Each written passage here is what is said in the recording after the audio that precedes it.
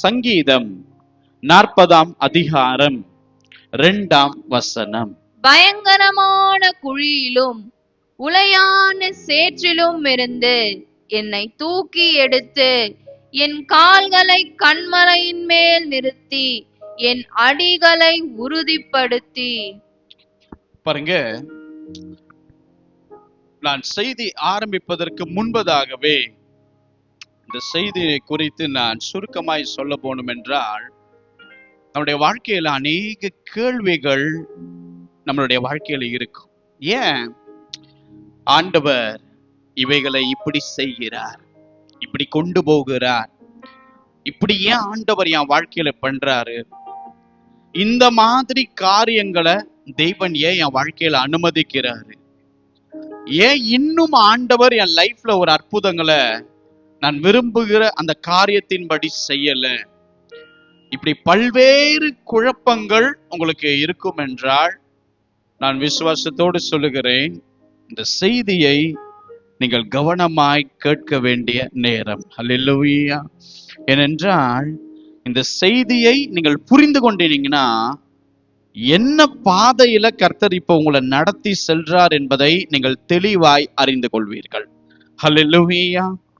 என் சபை என்கிற என் அருமையான குடும்பமே உங்களை வாழ்த்துகிறேன். மற்றும் இந்த ஆன்லைன்ல பார்க்கிற என்னுடைய சகோதர சகோதரிகளை தேவன் ஆசீர்வதிப்பாராக. பாருங்க, தேவன் நமக்கு இன்றைக்கு கொடுக்கிற ஒரு மன்னாவின் தலைப்பு என்னவென்றால், சேற்றிலிருந்து நம்மை தூக்கி எடுக்கும் தகப்பன். ஹல்லேலூயா. பக்கத்துல திரும்பி சொல்லுங்க, சேற்றிலிருந்து இன்றைக்கு தேவன் உங்களை தூக்கி எடுக்க போகிறார். விசுவாசத்தோடு. ஹல்லேலூயா, ஹல்லேலூயா.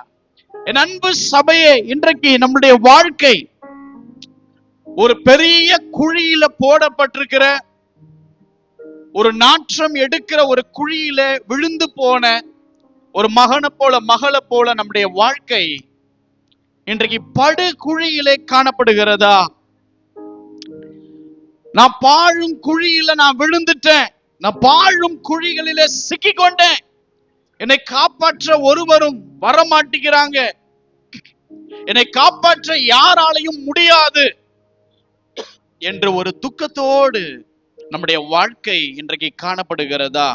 நான் சொல்றேன் அன்பானவர்களே, கவலைப்படாதிருங்கள்.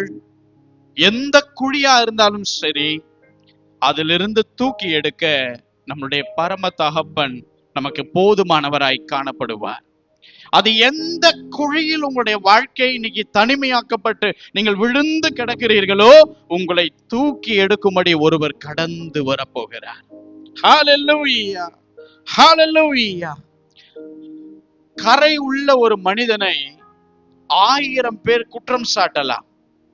அவன் கரை உள்ளவன், இவள் கரை உள்ளவள், இவன் செய்த தவறு, அவன் செய்த தவறுன்னு 1000 பேர் குற்றம் சாட்டலாம். ஆனால் அந்த கரையை நீக்கி அவளை செம்மையான பாதையிலே நடத்த தேவன் ஒருவர் மாத்திரம்தான் கண்ணோக்குகிறவராய் காணப்படுகிறார். உங்களை சேற்றில் இருந்து இன்றைக்கு உங்களை தூக்க விரும்புகிறார். உங்களை குழியில் இருந்து தூக்க விரும்புகிறார். உங்க வாழ்க்கையில் இருக்கிற பல சிக்கலில் இருந்து தேவன் உங்களை விடுவிக்க விரும்புகிறார். உங்க வாழ்க்கையில் இருக்கிற பாழும் கிணற்றில் இருந்து இயேசு இன்றைக்கு உங்களை தூக்கி எடுக்க விரும்புகிறார். ஹல்லேலூயா. அந்த தேவனுடைய வார்த்தை நமக்கு நேராய் கடந்து வருகிறது. நான் உன்னை சேற்றிலிருந்து தூக்கி எடுப்பேன். ஹல்லேலூயா. எத்தனை பேர் கர்த்தருடைய வார்த்தையை விசுவாசிக்கிறீர்கள்? தேவன் உங்களை பார்த்து சொல்லுகிற ஒரு காரியம், என் மகனே, என் மகளே, நான் உன்னை சேற்றிலிருந்து, உளையான கட்டுகளில் இருந்து, உளையான பாவத்தின் காரியத்தில் இருந்து, உளையான சிக்கலில் இருந்து, மனுஷன் வைத்த கண்ணியில் இருந்து, ஒவ்வொரு குழியிலும் இருந்து நான் உன்னை தூக்கி எடுக்கிற உன்னுடைய தகப்பன் என்று தேவன் உங்களை பார்த்து சொல்லுகிறார். எத்தனை பேர் விசுவாசிக்கிறீங்க? தேவன் உங்களை குழியிலிருந்து வெளியே கொண்டு வருவார். தேவன் உங்களை விடுவிப்பார். தேவன் உங்களை காப்பாற்றுவார். தேவன் ஒரு புதிய துவக்கத்தை உங்கள் வாழ்க்கையில அமைத்து கொடுப்பார். உங்களை சுத்தமாக்கி மகிமையான பாதைகளை நடத்த அவர் வல்லமையுடைய ஒரு தேவன். எத்தனை பேர் விசுவாசிக்கிறீர்கள்? ஹல்லேலூயா. எப்ராயிமே, நான் உன்னை எப்படி கைவிடுவேன்? இஸ்ரவேலே, நான் உன்னை எப்படி ஒப்பு கொடுப்பேன் என்று தேவன் சபையை பார்த்து சொல்லுகிறார். எனக்கு அன்பானவர்களே, உங்கள் ஒவ்வொருவரையும் பார்த்து தேவன் இந்த ஆராதனையிலே சொல்லுகிறார், நான் உங்களை உளையான சேற்றிலிருந்து உங்களை தூக்கி எடுத்து உங்களுடைய கரைகளை நீக்கி மகிமையான பாதைக்குள் உங்களை நடத்தி கொண்டு வருவேன் என்பதை தேவன் வாக்கு கொடுக்கிறார். ஹல்லேலூயா. சிலர் மனம் கசந்து அப்படியே உடைந்து மனம் கசந்து போய் சிலர் அழுது கொண்டிருக்கிறீங்க. என்னை இந்த குழியிலிருந்து காப்பாற்ற யாருமே இல்லையே, என்னை இந்த குழியிலிருந்து தூக்குவதற்கு யாருமே பிரயாசப்படவில்லையே, ஐயோ இந்த குழியில நான் தனிமையாக நிலை குலைந்து அழுது கொண்டிருக்கிறேனே, என் கூக்குரலை கேட்க யாருமே இல்லையே, எனக்கு உதவி செய்ய யாருமே இல்லையே, எனக்கு கரம் கொடுத்து தூக்கி எடுத்து இந்த பிரச்சனையை விடுவிக்க எனக்கு ஒருவனும் பொருத்தியும் இல்லையேன்னு சொல்லி மனம் கசந்து அழுது கொண்டிருக்கிற சபையை பார்த்து தேவனுடைய வார்த்தை கடந்து வருகிறது. உன்னை தூக்கி எடுக்கும் கரம், உன்னை சுத்தம் செய்யும் கரம், உன்னை காப்பாற்றி உன்னை நடத்துகிற கரம், எல்லாவற்றுக்கும் மேலாக உண்மையான அன்பை காட்டி உன்னை தாயும் தகப்பனை போல் அரவணைக்கிற கரம். அவர் உங்களை பார்த்து சொல்லுகிற ஒரு காரியம் என்னவென்றால், நான் உன்னை எப்படி கைவிடுவேன். ஹல்லேலூயா. நான் உன்னை எப்படி கைவிடுவேன். ஹல்லேலூயா. உன்னை தாயின் வயிற்றில் தோன்றின நாள் முதல் கொண்டு நான் உன்னை ஏந்தினேன் என்று கர்த்தர் சொல்லுகிறார். உன்னை தாயின் வயிற்றில் உற்பத்தியான முதலில் நாளிலிருந்து நான் உன்னை தாங்கினேன் என்றதை தேவன் சொல்லுகிறார். உன்னை முதிர் வயது வரைக்கும் உன்னை தப்புவித்து நான் அப்படியே உன்னை தூக்கி சுமக்கிற ஒரு நல்ல தகப்பன் என்பதை தேவன் சொல்லுகிறார். தேவன் உங்களை பார்த்து சொல்லுகிற ஒரு காரியம், நான் உன்னை ஏந்துவேன், உன்னை சுமப்பேன், உன்னை அப்படியாக என் மார்போடு நான் அணைத்து கொண்டு இந்த குழியிலிருந்து உன் வாழ்க்கையை நான் தூக்கி எடுத்து எல்லாருக்கும் முன்பதாக அதிசயமான பாதையிலே நடத்தி கொண்டு போவேன் என்பதை தேவன் சபைக்கு வாக்கி கொடுக்கிறார். ஹல்லேலூயா. பக்கத்துல திரும்பி சொல்லுங்க, உளையான சேற்றிலிருந்து தேவன் உங்களை தூக்கி விடுவார், கவலைப்படாதீங்க. ஹல்லேலூயா. உங்களை இந்த சேற்றிலிருந்து உங்களை மீட்டு எடுத்துடுவேன், உங்களை காப்பாற்றிடுவேன். நான் விசுவாசிக்கிறேன். பாருங்க, நாம் எவ்வளவு அழுக்கா இருந்தாலும், நம்மளுடைய பாவக்கரை எவ்வளவு அழுக்கா இருந்தாலும், நாம் எவ்வளவு அக்கிரமம் செய்திருந்தாலும், நாம் தனிமையில் அழும் பொழுது நம்மளுடைய சத்தத்தை கேட்கிற ஒரு கை ரொம்ப சுத்தமானது.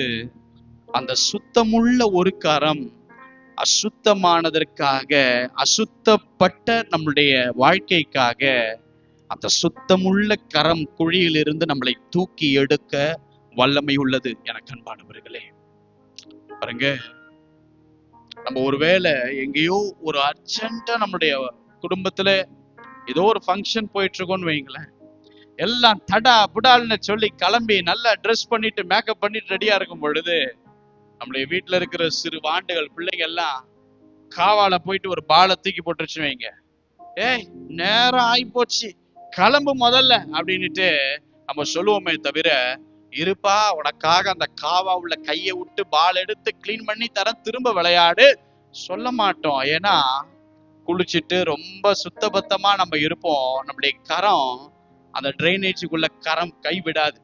ஆனா நான் இன்றைக்கு தேவனை பார்க்கிறது எப்படி என்றால், அவருடைய சுத்தமுள்ள ஒரு கரம், ஆண்டவரே அப்படியாக அசிங்கமாய் இருக்கிற நமக்காக ஒரு குழிக்குள் இன்றைக்கு இறங்க போகிறது. உங்களையும் என்னையும் கரை படிந்த நம்மை ஒரு சுத்தமுள்ள கரம் குழியிலிருந்து தூக்கி எடுக்க, அது சேற்றை பார்க்காம, அசிங்கங்களை பார்க்காம, நாம் அவருக்கு செய்த துரோகத்தை பார்க்காம, ஐயோ என்னுடைய மகன் மகள் இந்த குழியில் இந்த வாழ்க்கையில் இருந்து நான் விடுவிக்க விரும்புகிறேனேன்னு சொல்லி வானம் அவருக்கு சிங்காசனம், பூமி அவருக்கு பாதபடி. எவ்வளவு பெரிய தேவன் உனக்காக அந்த குழியில் கரம் விட்டு உன்னை தூக்கி எடுத்து உன் கரையை நீக்கி சுத்தமாக்கி மார்போடு அணைத்து கொண்டு இன்றைக்கு ஒரு புதிய நாட்களுக்குள் உன்னை நடத்தி கொண்டு போக தேவன் வல்லமையுடையவராய் உன்னோடு பேசி கொண்டிருக்கிறார். அவருடைய சுத்தமுள்ள கரம் கரைப்பற்றிருக்கிற நம்முடைய வாழ்க்கையை நம்மை தூக்கி அவர் எடுக்க போகிறார். சேற்றில் இருந்து நம்மை தூக்கி எடுத்து நம்முடைய வாழ்க்கை ஆசீர்வாதங்களுக்கு நேராக நம்மளை நடத்த போகிறார். எத்தனை பேர் கர்த்தருடைய வார்த்தையை விசுவாசிக்கிறீர்கள்? பாருங்க, சங்கீதக்காரர் இந்த வார்த்தையை எழுதும் பொழுது இந்த வார்த்தை எவ்வளவு ஆழமான ஒரு வழி நிறைந்தது என்பது அன்றைக்கு தாவீது ஐயாவுக்கு நல்லா தெரியும். அவர் சொன்னார், நான் கர்த்தருக்காக பொறுமையுடன் காத்திருக்கிறேன். ஹல்லேலூயா. அவர் என்ன பயங்கரமான குழி, உளையான சேறு, இதுல இருந்து என்னை தூக்கி எடுத்து என் கால்களை கண் மலையின் மேல நிறுத்தி என்னை உயர்த்துவார் என்கிற ஒரு நம்பிக்கை அவருக்கு எப்ப தெரியுமா வந்துச்சு? அவருடைய வாழ்க்கை பாழும் கிணற்றுல விழுந்து தள்ளப்பட்டவனை போல அந்த மனுஷர் காணப்பட்டார். அவர் அடிக்கடி தன் சத்ருவை பார்த்து அவர் சொன்ன ஒரு வார்த்தை, நான் ஒரு தெள்ளு பூச்சி, நான் ஒரு சாதாரணமானவன், நான் ஒன்றுக்கும் உதவாத ஒரு மனுஷன், என்னை கொல்லவா இப்பேற்பட்ட சத்ருவா நீங்க வந்திருக்கீங்கன்னு சொல்லி அந்த ஒவ்வொரு சத்ருவுக்கு நேராக கூட அவருடைய வாழ்க்கை, அவருடைய பலம் அவருக்கு நல்லா தெரிந்திருந்ததனால் அவர் ஒன்னே ஒன்னு நினைத்தார், நான் தேவன் எனக்காக இறங்கி என்ன ஆசீர்வதிக்கிற வேலையை செய்யற வரைக்கும் நான் இந்த குழிக்குள்ள பொறுமையாய் காத்திருப்பேன் என்கிற ஒரு முடிவை அந்த தேவ மனுஷன் எடுத்தார். எனக்கு அன்பானவர்களே, அவர் விசுவாசித்து சொன்னார், நான் பொறுமையோடு இந்த குழிக்குள் காத்திருப்பேன், இந்த உளையான சேற்றிலிருந்து எப்படியும் என் அப்பா என்னை தூக்கி எடுத்துருவாரு, அப்போ என் கால்கள் இனி இந்த சேர மிதிக்காது, நான் கண் மலையின் மேல நிற்கும்படி யாருமே உதவி செய்ய முடியாத நிலையில இன்னைக்கு குழியில் இருக்கிற எண்ணெய் கர்த்தர் அவங்க கொண்டு போவார் என்பதை அவர் விசுவாசத்தோடு எழுதினார். எழுதினபடியே பின் நாட்களும் அதே அமைந்தது. எத்தனை பேர் இன்னைக்கு கர்த்தருக்கு பொறுமையுடன் காத்திருக்கிறீங்க? ஹல்லேலூயா. நான் உங்களை பார்த்து சொல்லுகிறேன், எனக்காக ஆண்டவர் ஏதாவது செய்வாரா? எனக்காக பேசுவாரா? நியாயம் விசாரிப்பாரா? என் கூட நிப்பாரா? எனக்காக வழக்காடுவாரா? என் கூட பரிந்து பேசுவாரா? எல்லாம் கேட்டுக்கொண்டிருக்கிறேன் அன்பு சபையை கர்த்தர் உங்களை பார்த்து சொல்லுகிறார், என் மகனே மகளே, நான் தத்தளிப்பின் பாத்திரத்தை உன் கையிலிருந்து நீக்கி போடுவேன். ஹல்லேலூயா. உன் சிறையிருப்பு என்னாலே மாறும். ஹல்லேலூயா. காரணம் நான் இன்று உன்னை உளையான பாவ சேற்றிலிருந்து, மனிதன் வைத்த குழியிலிருந்து, சத்ரு வைத்த கண்ணிகளிலிருந்து, அப்படிப்பட்ட பாழும் கிணறு போல் உன் வாழ்க்கை யாரும் இல்லாமல் தனிமையாக்கப்பட்டு குழியாக இருளாக சூழ்ந்து காணப்படலாம். ஆனால் நான் உன்னை அந்த குழியிலிருந்து தூக்கி எடுப்பேன் என்பதை கர்த்தர் உங்களை பார்த்து சொல்லுகிறார். ஹல்லேலூயா. அன்றைக்கு அந்த தேவ மனுஷனுக்குள்ள இருந்த விசுவாசம் எத்தனை பேருக்குள்ள இன்னைக்கு இருக்கிறது? கரம் உயர்த்துங்க, பரலோகத்துக்கு நேராய் கரம் உயர்த்தி. ஒருவேளை நீங்க பொறுமையோடு காத்திருக்கிறீங்கன்னா நீங்க சொல்ல வேண்டிய வார்த்தை என்னன்னா, ஆண்டவரே, நீ செய்கிற வரைக்கும், என்னை தூக்குகிற வரைக்கும் நான் உமக்காக இந்த குழியிலே காத்து கொண்டிருப்பேன். எத்தனை பேர் சொல்ல விரும்புறேன்? எனக்காக நீங்க வழக்காடுற வரைக்கும், எனக்காக நீங்க பரிந்து பேசும் வரைக்கும், எனக்கு உதவி செய்ய நீங்க வர வரைக்கும் நான் யார் உதவியும் கேட்க போகிறதல்ல, உடைய கரத்திற்காக ஏங்கி கொண்டிருப்பேன். ஹல்லேலூயா. எனக்கு தெரியும் ஆண்டவரே, நீங்க என்ன கண்மலையின் மேல நிறுத்துறதுக்கு தான் இந்த தனிமையில நடத்துறீங்க. வாயை திறந்து அறிக்கை செய்யுங்க. ஹல்லேலூயா. என கண் மலை மேல நிறுத்தி உயர்த்தி அழகு பார்க்கத்தான் இன்னைக்கு என்ன தனிமையா வைத்திருக்கிறீங்க. ஹல்லேலூயா. குழியில நான் விழுவதற்கு அனுமதித்திருக்கீங்க. ஹல்லேலூயா. ஹல்லேலூயா. என் கால்களை நீர் கண்மலையின் மேல் நிறுத்துவீர் என்பதை நான் விசுவாசிக்கிறேன். என் சிறையிருப்பு மாறும் என்பதை நான் விசுவாசிக்கிறேன். எத்தனை பேர் இந்த குழிக்குள்ள சிக்கி கொண்டிருக்கிற இந்த வாழ்க்கையில எத்தனை பேர் உண்மையா சொன்னீங்களோ? நான் விசுவாசித்து சொல்றேங்க, எதிர்பாராத நேரத்துல உங்களை தூக்கி எடுக்க ஒருத்தருடைய கரம் வந்து கொண்டே இருக்கிறது. ஹல்லேலூயா.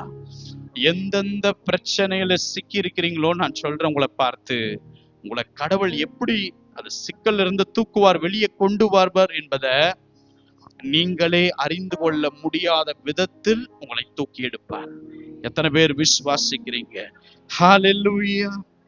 வேதம் சொல்லுகிறது, அவர் சிறியவனை புழுதில் இருந்து தூக்கி எடுப்பார், அவர் எளியவனை அந்த குப்பையிலிருந்து தூக்கி எடுப்பாரா.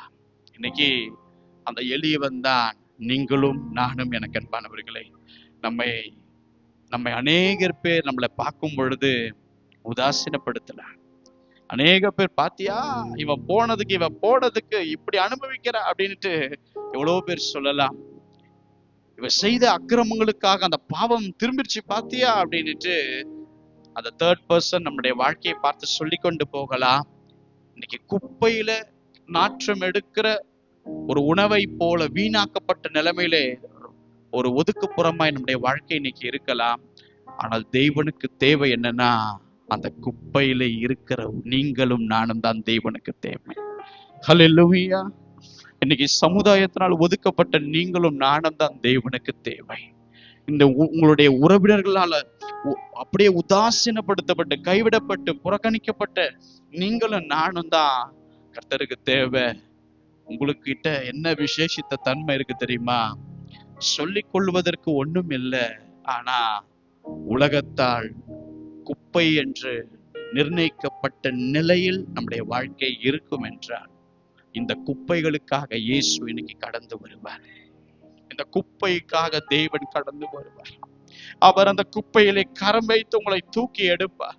நான் சொல்றேன், உங்களை அழ வைத்து மனிதர்கள் அழகு பார்த்திருக்கலாம். ஆனால் கர்த்தர் நீங்கள் சிரிக்கும்படி, ஆனந்த கண்ணீர் வடிக்கும்படி கர்த்தர் அழகு பார்க்கிற நாட்களை இன்னைக்கு குப்பையிலிருந்து தூக்கி எடுக்கிற அனுபவம் உங்களுக்கு கொண்டு வந்து கொண்டு இருக்கிறது. எத்தனை பேர் சொல்ல முடியும்? ஹல்லேலூயா. பாருங்க, அவர் உங்கள் கொம்பை உயர பண்ணுவார். எத்தனை பேரால விசுவாசிக்க முடியும்? என் கொம்பு அவரால உயர்த்தப்படும். ஹல்லேலூயா. என் தலையை அவர் உயர்த்துவார், என்னுடைய தலையை அவர் நிமிர பண்ணுவார். ஹல்லேலூயா. பாருங்க, குழியில் தூக்கி எடுத்ததுக்கு அப்புறம் நம்முடைய வாழ்க்கையில என்ன நடக்கும் தெரியுமா? ஆட்டோமேட்டிக்கா நம்முடைய அவமானங்கள் மாறி இருக்கும். ஆட்டோமேட்டிக்கா வெட்கம் அனுபவித்த நாட்கள் மாறி இருக்கும். சஞ்சலங்களும் தவிப்புகளும் நம்முடைய வாழ்க்கையை விட்டு விலகி போகும். ஏன் தெரியுமா? குழியிலிருந்து அப்பா நம்மளை தூக்கிட்டாருன்னா அந்த சஞ்சலங்கள் மாறிடும், அந்த தவிப்புகள் மாறிடும், அந்த நிந்தைகள் மாறிடும், அந்த அவமானங்கள் மாறிடும், அந்த வெட்கம் அனுபவித்த நாட்கள் மாறி போயிருக்கும். ஹல்லேலூயா. எல்லா நெருக்கங்களிலும் இடுக்கண்களும் நிச்சயமாய் நமக்கு மாறும். எத்தனை பேர் விசுவாசமா சொல்றீங்க? கரம் உயர்த்தி. என் பிரச்சனைகள் மாறும், என் குழிகள் மாறும், என் தனிமை மாறும், என் அவமானம் மாறும். ஹல்லேலூயா. என்னுடைய நிந்தை மாறும், என் தேவன் அதை மாற்றுவார். பாழாய் கிடக்கிறத பயிர் நிலமாக்க அவரால் முடியும். எத்தனை பேருடைய வாழ்க்கை பாழும் கிணற்றில காணப்படுகிறது? நான் சொல்றேன், கனி இல்லாத ஒரு நாட்களை சத்ரு உங்களுக்கு கொடுத்திருக்கலாம். ஆனால் தேவன் பயிர் நிலமாக உங்களுடைய வாழ்க்கையை மாற்றுவார். ஆசீர்வதிக்கப்பட்டவனாக, ஆசீர்வதிக்கப்பட்டவனாக உங்க வாழ்க்கை நிச்சயமாய் மாறும். உங்களுடைய எதிர்காலம் செழிக்கும். உங்கள் வாழ்க்கை இன்றைக்கு மாற போகிறது. கர்த்தருடைய வார்த்தை எத்தனை பேர் விசுவாசிக்கிறீர்கள்? கர்த்தர் உங்களை வாளாக்காமல் தலையாய் வைக்க போகிறாருங்க. ஹல்லேலூயா. உங்களை அற்பமாய் பார்த்த கண்கள் அற்புதமாய் பார்க்கும்படி கிரியை செய்வார். உங்களை குறித்து அவதூறாய் பேசின நாவுகள் உங்களை குறித்து மேன்மையாய் பேசும்படி ஒன்றுமில்லாது இருக்கிற உங்களுடைய வாழ்க்கையில ஒரு பெரிய துவக்கத்தை அந்த தூக்குகிற கரம் இன்றைக்கு ஏற்படுத்தும் என்றால், நீங்களும் நானும் அவருக்காக சாட்சியாய் நிற்க போகிறோம். கண்மலையின் மேல் உயர்த்தப்பட போகிறோம். யாரும் இதுவரைக்கும் நடக்காத ஒரு பாதையிலே, உன் சந்ததிகள் நடக்காத ஒரு பாதையிலே கர்த்தர் உன்னை மகிமையாய் நடத்தி செல்லும்படியே உன்னை குழியில் இருந்து என்னை தூக்கி எடுத்திருக்கிறார் என்பதை எத்தனை பேர் விசுவாசிக்கிறீர்களோ? தலைக்கு மேலே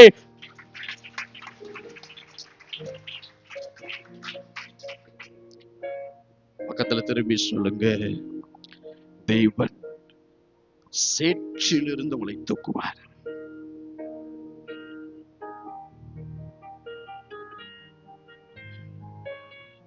பாருங்க, இந்த யோசேப்பு என்கிற அந்த வாலிபனுடைய வாழ்க்கையில சில மனவேதனைகள் காணப்பட்டுச்சு. ஆனா அவருடைய லைஃப்ல புரிந்து கொள்ள முடியல, கர்த்தர் ஏன் இப்படி ஒரு பாதை எனக்காக உண்டு பண்ணணும். பாருங்க, நம்மளுடைய மூளை தேவனுடைய வழி நடத்துதலை சரியாய் புரிந்து கொள்ளக்கூடிய கெப்பாசிட்டி முதல்ல நமக்கு கிடையாது. அல்லேலூயா. எத்தனை பேர் ஒப்புக்கொள்றீங்க? ஆண்டவருடைய வழி நடத்துதல், ஏன் இந்த பாதையில நடத்துறாரு, ஏன் இந்த ட்ராக்ல நடத்துறாரு, ஏன் இந்த தனிமையில நான் நடக்கிறது ஏன் அவர் விரும்புகிறார், ஏன் அமைதியா இருக்கிற வாழ்க்கையில் அநேக தடைகளை சத்ரு கொண்டு வர்றதுக்கு அனுமதிக்கிறார், சத்ரு என்னை அவமானப்படுத்துவதற்கு தேவன் ஏன் அனுமதிக்கிற மாதிரி, ஒத்துழைக்கிற மாதிரி, ஏன் சில காரியங்கள் என் வாழ்க்கையில நடக்குது அப்படின்னுட்டு இந்த வாலிபனுக்கு ஒண்ணுமே புரிந்து கொள்ள முடியல. நான் எந்த தப்பு செய்யல, நான் நன்மை செய்தேன், என் குடும்பத்தோடு, என் தகப்பனோடு, என்னுடைய சகோதரர்களோடு நான் ஒரே ஒரு வாழ்க்கையை இந்த இஸ்ரவேலை சுதந்திரமாய் வாழ விரும்பின என்னுடைய வாழ்க்கையை ஏன் கர்த்தர் இந்த பாழும் கிணற்றில் அவரை நம்பினதுக்காக என்னை கொண்டு வந்து விட்டாரா என்கிற ஒரு கேள்வி இந்த வாலிபனுக்குள் எழுந்தது. எனக்கு அன்பானவர்களே, பாருங்க, ஒரு நாள் இந்த யோசேப்பு தன்னுடைய சகோதரர்களை தேடி தோத்தான் என்கிற ஒரு இடத்திற்கு தேடி வருகிறார். இந்த தோத்தானிலே அவர் வரும் பொழுது அவர் வருகிற அந்த காட்சியை மற்ற 10 சகோதரர்களும் பார்த்து யோசேப்பு தூரமாய் வருகிறதை அவர்கள் கவனித்து எப்படியாவது இவரை கொலை செய்ய வேண்டும் என்கிற ஒரு சதி ஆலோசனையை செய்தார்கள். பாருங்க, இதை செய்ய அனுமதிக்கிறவரும் கர்த்தர் தான். ஆமென். நாம் முடிவிலே கடவுள் ஏன் நம்மளை நடத்தினார் என்கிற காரியம் உங்களுக்கு புரிய வருகிற வரைக்கும் ஆண்டவரை கேள்வி கேட்காமல் இருப்பதற்கு சபை கற்றுக்கொள்ள வேண்டும். நான் ஒண்ணு கேட்கிறேன், உங்க லைஃப் யார்கிட்ட ஒப்பு கொடுத்திருக்கிறீங்க? உங்களுடைய வாழ்க்கைய என்ன நீங்க நடத்துங்கன்னு எப்போ தேவ சமூகத்துல வந்து நீங்க சொன்னீங்களோ அதோட அது உங்க லைஃப் இல்ல, அது தேவனுடைய காரியம். அதை குறித்து உங்களுக்கு பாரம் இருந்தாலும் அதை எப்படி நடத்தணும் என்பது தேவனுக்கு தெரியும். சிலர் நம்முடைய லைஃப தேவன் கரத்துல கொடுத்துட்டு திரும்ப பின்னாடி வந்துட்டு இல்ல நீங்க கொடுங்க, எனக்கு தெரியும், நான் நடந்துக்கிறேன், நீங்க இப்படிதான் நடத்துருவீங்க, ஐயோ அப்படின்ட்டு நம்ம சொல்ற மாதிரி நம்முடைய வாழ்க்கை காணப்படக்கூடாது. நான் சொல்லுகிறேன், யோசேப்பு தூரத்துல வருகிறதை பார்த்து இப்ப கொலை செய்து முடிச்சு வாழ்க்கையை போற்றணும் அப்படிங்கிற ஒரு எண்ணங்களை பாருங்க அந்த சகோதரருக்குள் வருவதற்கு கர்த்தர் அனுமதிக்கிறார். ஹல்லேலூயா. சில நேரம் கர்த்தர் நம்மோடு நிக்கிற மாதிரி இருக்காது, நமக்கு எதிரா ஒருத்தங்க இருப்பாங்க பாருங்க, அவங்களோடு கர்த்தர் நமக்கு விரோதமா நிக்கிற மாதிரி சில நேரம் தெரியும். சில நேரம் அப்படிதான் இருக்கும். நீங்க அமைதியா அந்த அவர் நடத்துகிற ப்ராசஸ்க்கு நீங்க ஒப்பு கொடுத்துருங்க, இந்த செய்தி உங்களுக்கு புரிய வரும். கவனிங்க, இதோ சொப்பனக்காரன் வந்துட்டான், இவனை கொன்னு இந்த குழியில கொண்டு போய் போடணும். நல்லா கவனிங்க, அவங்க தோத்தான்கிற இடத்திற்கு தேவன் அந்த சகோதரர்களை முன்னமே கொண்டு போனார் ஆடுகளை மேய்க்க. ஏன்னா அவங்க அப்பா கிட்ட அந்த சகோதரர்கள் ஆடு மேய்க்க போகிற சொன்ன இடம் வேற. அந்த இடத்துல யோசேப்பு வந்து பார்த்தா அங்க ஆடுகள் அந்த சகோதரர்கள் இல்ல. அப்ப அந்த இடத்துல விசாரிக்கும் போது, ஓ இப்படியா, உன் சகோதரர்கள் அப்பா தேடிக்கிட்டு இருக்கியா, அவங்க தோத்தான்ல நான் பார்த்தேன் ஒரு ஆள் வந்து சொல்றாரு பாருங்க, அவர் மறைந்து போயிடுவார். அதோட பைபிள்ல அந்த ஆள் வேற யாரும் இல்ல, கர்த்தருடைய வழி நடத்துதல். இப்ப யோசேப்பு தோத்தான்ல வரும் பொழுது அந்த இடத்துல என்னன்னா அநேக குழிகளை அந்த இடத்துல சத்ரு இந்த யோசேப்புக்காக முடிவுக்கு வருவதற்காக தோண்டி வைத்திருந்தான். ஆனால் கர்த்தர் அது வேறு வழியாய் அனுமதிக்கிறார். அநேக குழிகள் வெட்டப்பட்டிருக்குதுங்க. பாழும் கிணறு, தண்ணீர் இல்லாத ஒரு குழி, இருளான குழி, ஒரு ஆழமான குழி வெட்டப்பட்டிருக்கிற தோத்தானிலே கர்த்தர் யோசேப்பை கொண்டு வருகிறார். அதற்கு முன்பதாக தன் சகோதரரை கொண்டு வந்து நிறுத்தினார். இப்போ இவனை முடிச்சிட்டு இந்த குழியில போடணும் என்பது மற்றவங்களுடைய எண்ணம்.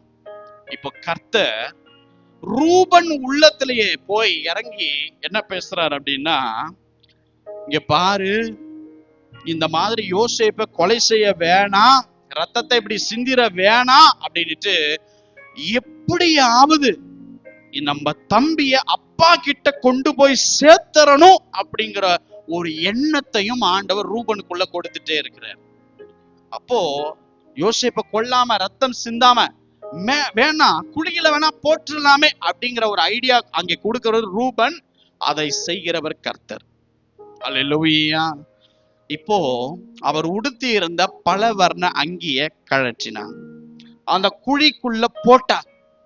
இப்ப யோசேப்புக்கு ஒன்னும் புரியல. ஆனா இப்ப ஆண்டவர் இந்த குழியில போட்டதுக்கு அப்புறம் இவங்க உக்காந்து பாருங்க லஞ்சு சாப்பிட்டுட்டு இருக்கிறாங்க. இப்போ இவங்க சாப்பிடும் பொழுது அந்த வழியா ஒரு கூட்டம் போகுது. அல்லேலூயா. பாருங்க, அந்த கூட்டத்தை, இஸ்மவேலர்களுடைய கூட்டத்தை வர வைத்ததும் யார் என்றால் கர்த்தர்.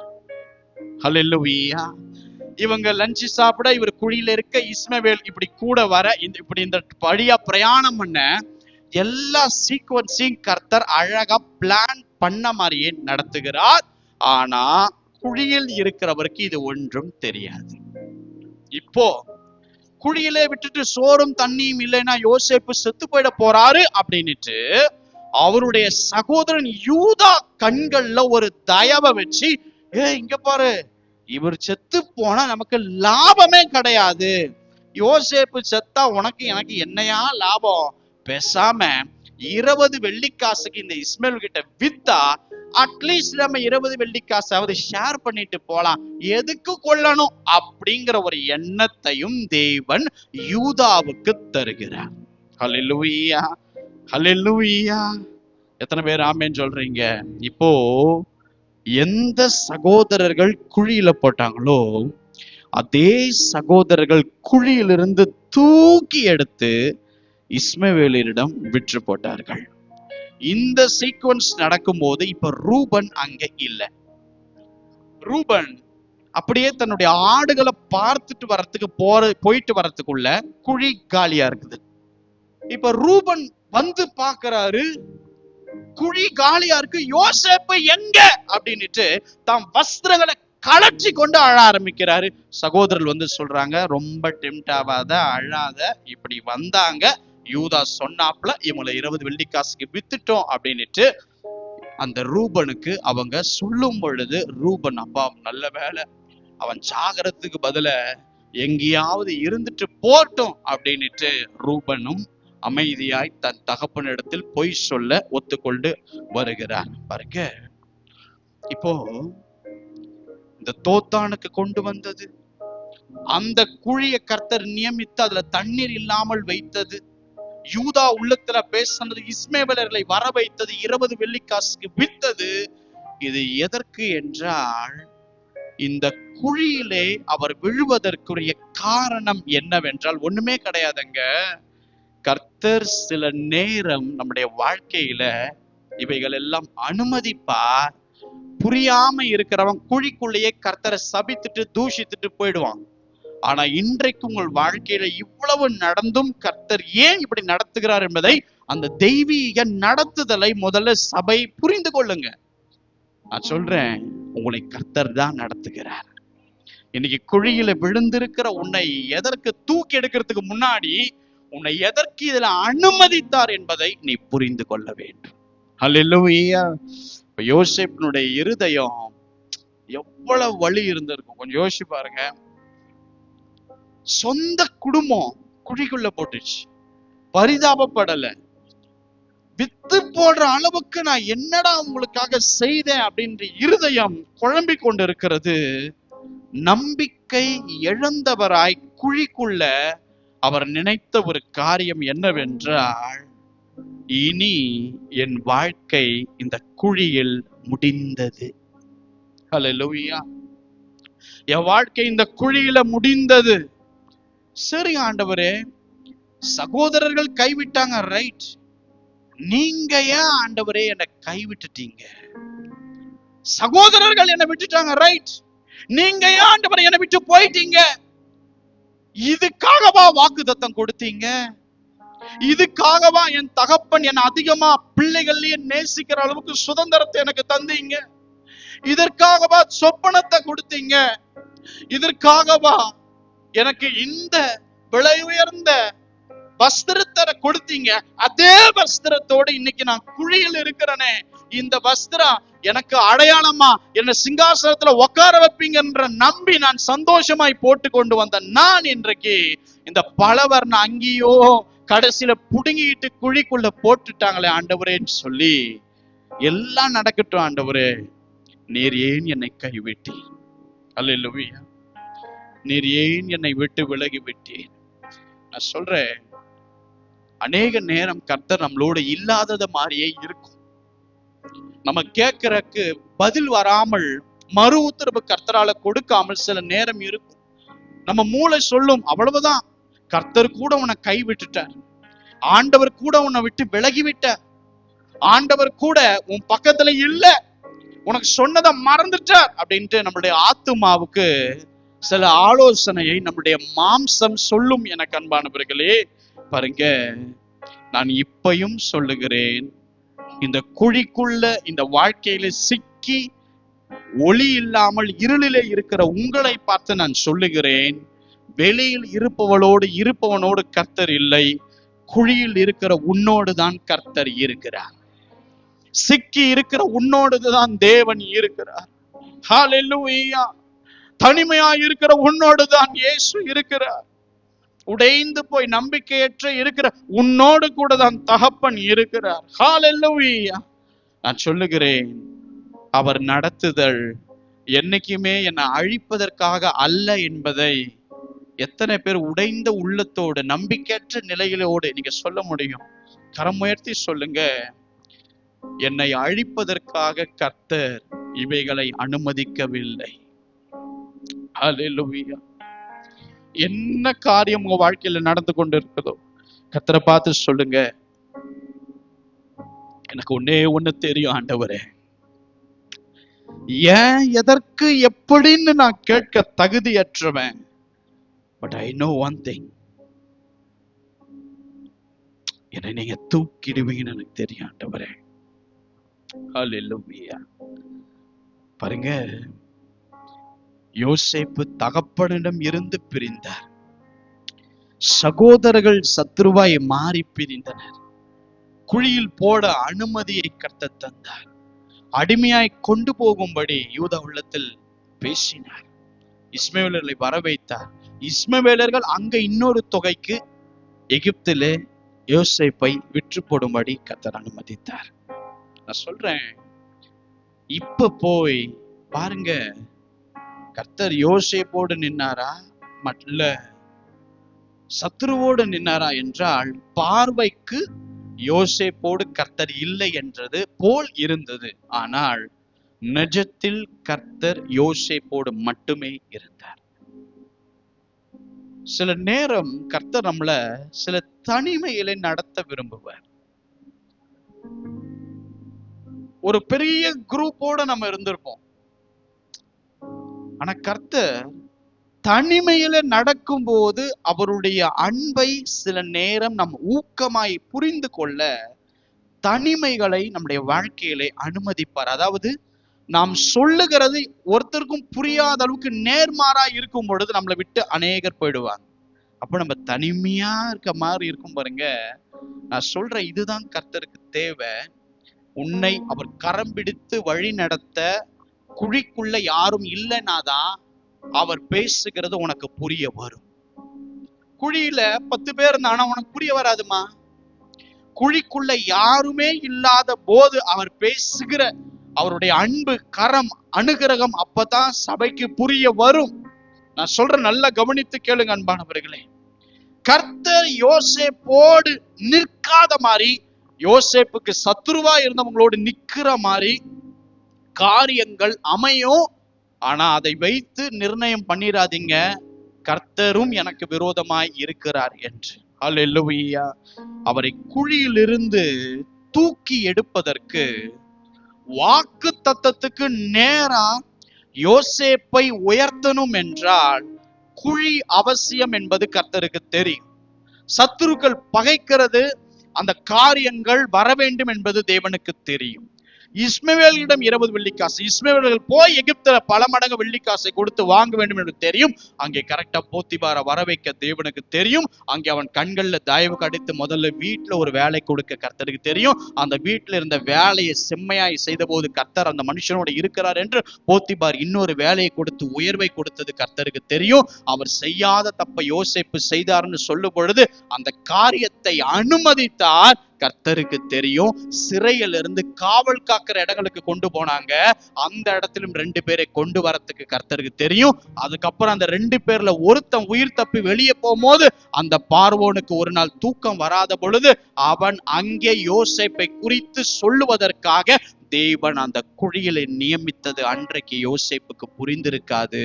எனக்கு அன்பானவர்களே, தேவன் ஏன் என் வாழ்க்கைய இப்படி செய்தார்? எதுக்கு தெரியுமா? வேற ஒண்ணுத்துக்கு அல்ல. உன்னை இண்டிவிஜுவலா இதுவரைக்கும் தேவன் கரம் பிடித்தது உனக்கு அனுபவம் புரியாமல் நீ அநேக கூட்டங்களோடு சேர்த்து கொண்டாய்.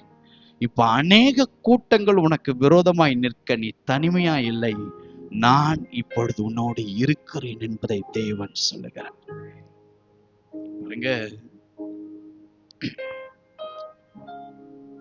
ஒரு நாள் வந்துச்சு, சிறைச்சாலைக்குள் இருந்த யோசேப்பின் வாழ்க்கை மாறுமா அப்படின்ட்டு அவரே நினைச்சாரோ என்னவோ தெரியல. கர்த்தர் எதுக்காக இந்த ப்ராசஸ்குள்ள கொண்டு போனாரோ அந்த வேலையை செய்ய துவங்கினார் அன்றைக்கு. கர்த்தர் எதுக்கு இந்த குழியில நீங்கள் விழும்படி அனுமதித்தாரோ அந்த ப்ராசஸை இன்னைக்கு செயல்பட துவங்க போகிறார். அல்லேலூயா. சம்பந்தமே இல்லாம சிறைச்சாலை திறக்குது, சம்பந்தமே இல்லாம பார்வோன் கிட்ட இருந்த ஆள் வராங்க, சம்பந்தமே இல்லாதவர் வந்து யோசேப்புக்கு ஷேவ் பண்ணி புதிய ட்ரெஸ்ஸ போட்டு குளிப்பாட்டி காவல் காக்கிற இடத்துல இருந்து கொண்டு போறாங்க. ஒருத்தருக்கும் ஒன்னும் புரியல. ஆனால் அங்கே போய் சில காரியம் நடக்கும் பொழுது, என் மகன் யோசேப்பை நான் எதுக்காக கொண்டு வந்தேனோ அந்த திட்டத்தை இன்னிலிருந்து நான் செயல்படுத்த துவங்குகிறேன் என்று சொல்லி கர்த்தர் பார்வோனுக்கு முன்னாடி கொண்டு வந்து நிறுத்தினார். இன்றைக்கு உங்களை கூட எதற்காக நடத்தி கொண்டிருக்கிறாரோ, தேர்ந்தெடுத்தாரோ, அழைத்தாரோ, அபிஷேகம் செய்ய காத்திருக்கிறாரோ, உங்களை எதற்காக குழியில் இருந்து தூக்க விரும்புகிறாரோ அந்த ப்ராசஸ் இன்றைக்கு நடக்க துவங்கும்.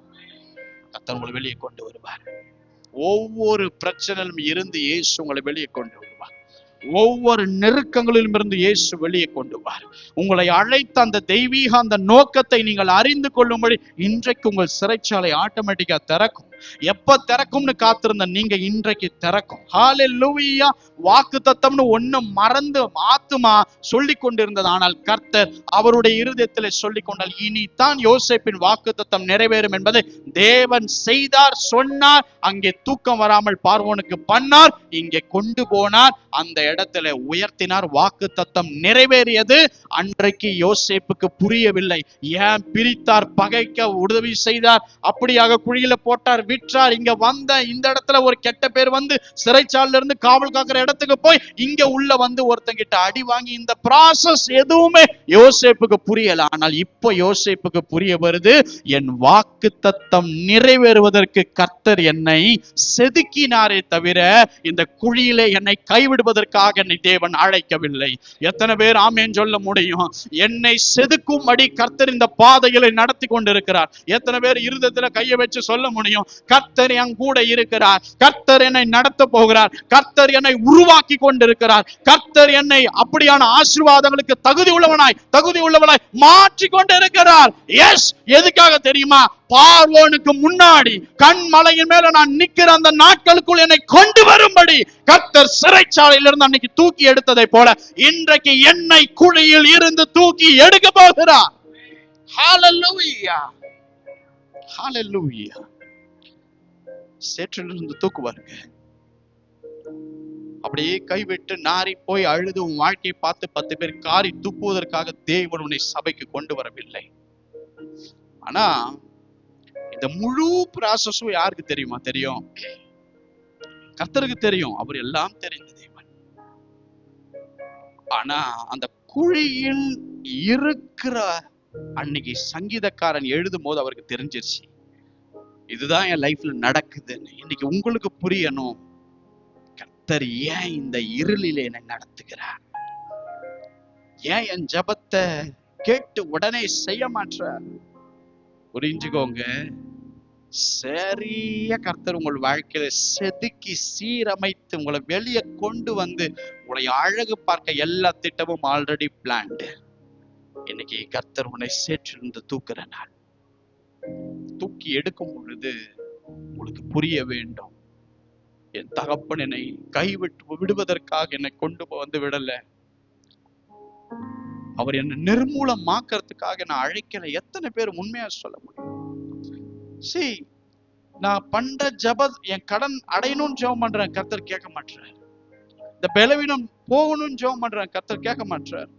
என் பிள்ளைங்க சிறையிருப்பு மாறணும்னு ஜெபம் பண்றேன், கர்த்தர் கேட்க மாட்டார். எனக்கு வர வேண்டிய நன்மை வரணும், கர்த்தர் கேட்க மாட்டார். கேட்க மாட்டார் அப்படின்னு உன் கண்ணுக்கு தெரியும். ஆனா உள்ள என்ன ப்ராசஸ் நடக்குது என்பது சபைக்கு தெரியாது. ஆனா அவர் கேட்காம கேட்கிற நேரத்துல கொடுக்கலனாலும் ஏதோ எனக்கு நன்மைக்காக அவர் செய்கிறார். இதுதான் ஆவிக்குரிய வளர்ச்சி. எத்தனை பேருக்கு நம்பிக்கை உண்டு? பக்கத்துல திரும்பி, ஜெபத்தை கேட்கலன்னு சொல்லாத, கேட்டதுனாலதான் இன்னைக்கு நடத்துகிறார் சொல்லு.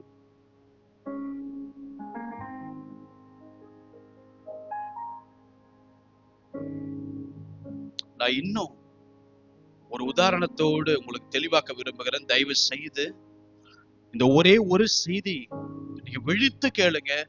சத்துரு உங்களை திசை திருப்போம். இதை நீங்க புரிஞ்சுக்கிட்டீங்கன்னா, ஏன் ஆண்டவர் என்ன கரம் பிடிச்சாருன்னு தெரியும், ஏன் ஆண்டவர் உடனே செய்யல தாமதிக்கிறாருன்னு தெரியும். எல்லாத்துக்கும் உங்களுக்கு பதில் உண்டு. வாசிக்க கேட்போம். என்னாகமத்தின் புஸ்தகம் 16ஆம் அதிகாரம் 3ஆம் வசனம். என்னாகமம் 16:3 வாசிக்க கேட்போம். மோசேக்கும் ஆரோனுக்கும் விரோதமாக கூட்டம் கூடி அவர்களை நோக்கி, நீங்கள் மிஞ்சி போகிறீர்கள், சபையார் எல்லாரும் பரிசுத்தமானவர்கள், கர்த்தர் அவர்கள் நடுவில் இருக்கிறாரே, இப்படி இருக்க கர்த்தருடைய சபைக்கு மேலாக உங்களை ஏன் உயர்த்துகிறீர்கள் என்றார்கள். நல்லா கவனிங்க அன்பானவர்கள், நீங்க பைபிளை கீழே வைத்துக் கொள்ளுங்க. மோசே ஐயா நாட்கள்ல ஒரு பெரிய கலகம் சபைக்கு உள்ள உண்டானுச்சு. நல்லா கவனிங்க. கோராகு அப்படிங்கிற லேவி அவங்களுடைய பையன் ஒரு மிக சிறப்பான ஊழியத்தை கர்த்தர் இந்த கோராகுக்கு கொடுத்து வைத்து இருந்தார்.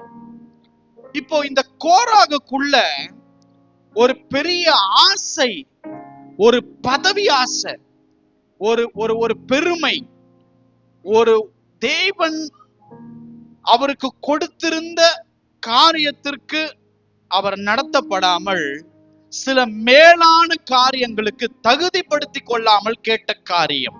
இப்ப என்ன பண்றாரு பாருங்க, நான் சொல்றது நல்லா புரிந்துக்கோங்க. கோராகு என்கிற சபைக்குள்ள இருந்த ஒரு ஊழியக்காரன் மோசே ஐயா நாட்கள்ல 3 பேரை சபையோடு கூட சேர்த்து கூட்டி கொண்டு போகிறார். இந்த 3 பேர் யார் அப்படின்னா, நம்பர் 1 தாத்தான், நம்பர் 2 அபிராம், நம்பர் 3 ஓனை.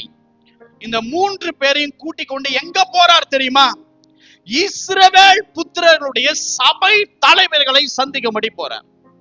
இப்ப சபை தலைவர்கள் இருதயத்திலே அந்த நயவஞ்சகத்தை போட்டு மோசே ஐயாவுக்கும் ஆரோன் ஐயாவுக்கும் விரோதமாக சபையை திருப்புகிறார். இப்போ கோராகு, தாத்தான், அபிராம், ஓனை மற்றும் சபைக்கு தலைவர்கள். அதுக்கப்புறம் பாருங்க, சபையில பிரபலமான அபிஷேகம் பெற்ற ஒரு ஊழிய கூட்டம் இருந்தது. 250 பேர் இருந்தாங்க.